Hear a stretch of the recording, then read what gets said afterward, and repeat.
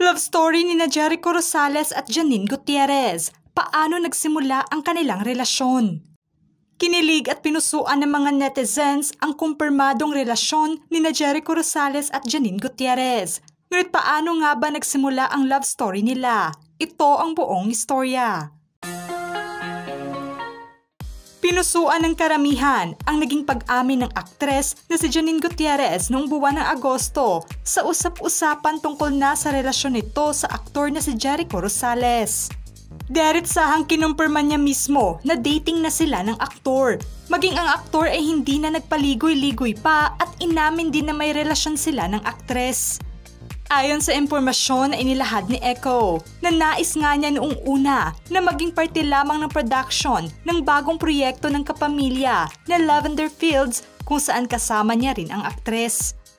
Ngunit hindi nga ito ang nangyari dahil kalaunan na rin niya napagtanto na may paghanga at na-develop na rin siya sa kanyang co-star. Masaya umano siya dahil nakatrabaho na niya ang aktres at ito ang kanilang unang pagsasama sa isang proyekto. Sa panayam sa kanya ni Karen Davila ngayon, inakala umano niya na 24 years old lamang si Janine. Sa kanyang paglalahad, hindi niya inakala na magkakaroon sila ng koneksyon sa isa't isa. Nang malaman niya na may proyektong binigay sa kanya ay sobrang saya niya lalo na at ito ang kanyang pag-arting muli sa teleserye. Nang biniro umano siya ng kanyang makeup artist na 24 lamang daw ang aktres ay napaawat siyang bigla dahil ayaw naman daw niyang makipag-date sa sobrang bata sa kanya.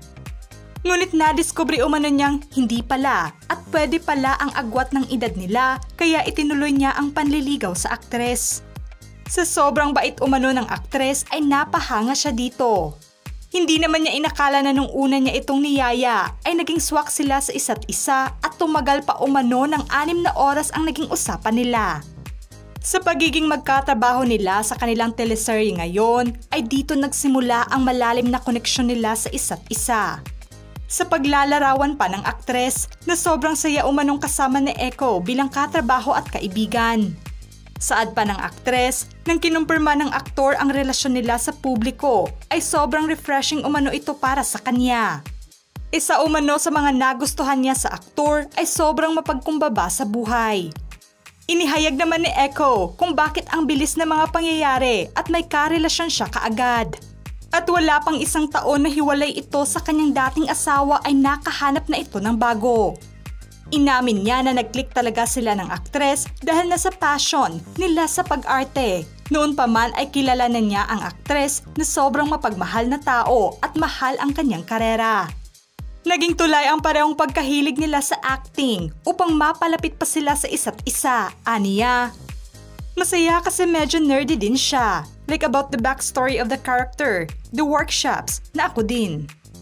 Kinakabahan din ako sa mga karakter ko, so basa ako ng basa. Ansya, madiscuss din siya at nagustuhan ko yun. Pag ginagawa namin yung eksena, align kami at natutulungan niya talaga ako. Hindi naman problema kay Janine ang 10-year age gap nila ni Echo dahil magkatulad naman daw sila ng personality. Masaya umano para sa aktres na kalmado lamang ang pag-anunsyo nila sa kanilang relasyon at wala masyadong tensyon.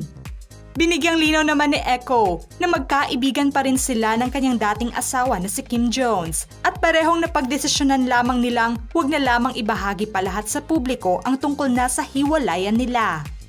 Nasiyahan naman ang ina ni Janine na si Lotlot De Leon sa relasyon nito sa aktor at boto naman ito sa relasyon ng dalawa. Masarap umano sa pakiramdam na pinagmamalaki nito ang kanyang anak bilang kasintahan. Tanggap naman sa kanila at bukas sa kanilang pamilya ang relasyon ng dalawa ngayon. Ikinatuwa naman ng couple ngayon na marami ang nagbigay suporta sa kanilang relasyon. Hirit pa ng mga netizens na sobrang bagay umano ang dalawa at sana'y endgame na nila ang isa't isa. Ano ang masasabi niyo sa love story ni Jericho Rosales at Janine Gutierrez ngayon? Just comment below.